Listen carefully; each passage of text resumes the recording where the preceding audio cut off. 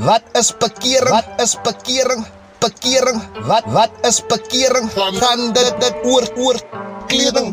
Is dit die mening van parkering of is parkering verlossing, redding en herlewing? Ons moet die vrugte van parkering dra. Wat is parkering? Gaan dit oor kleding? Is dit die mening van parkering of is parkering verlossing, redding en herlewing? Ons moet die vrugte van parkering dra. Wat is parkering? Gaan dit oor kleding? Wat is parkering? En hoekom moet jy parkeer? En hoekom moet jy parkeer? Omdat ander verkeer het. En God se lering wet oortreding. En toe moet hulle uit Eden.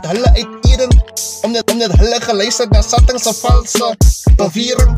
En hulle glo Dit sal seker nie sterwe nie. nie sterwe nie.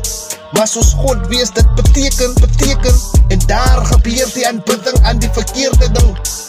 Toe God vir Adam gesê het, van al die bome mag jy eet, maar van die goed en kwaad bediening en ek wonder, hoe sou dit gewees het as Adam dit gedoen het nie vir ewe? Sou ons in Eden onze tyd sou deurbring. Sonde was die skering tussen God en die mens.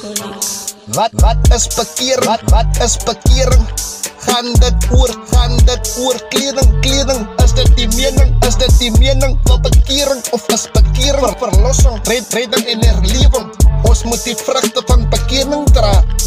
Soos iemand my vra, dis hoekom is parkering vir my 'n terugkering na God. Dis hoekom het Jesus gesê, keer terug na die koninkryk van God. Wat is parkering? Om te replace Satan se mening, om ons te save uit die reis van Satan se misleiding. Dis geen verlossing sonder parkering, is die mynding.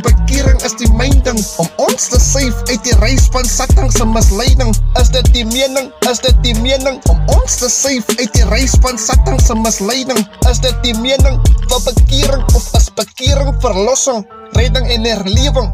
Ons moet die vrugte van parkering dra. Soos iemand my vra, wat is parkering?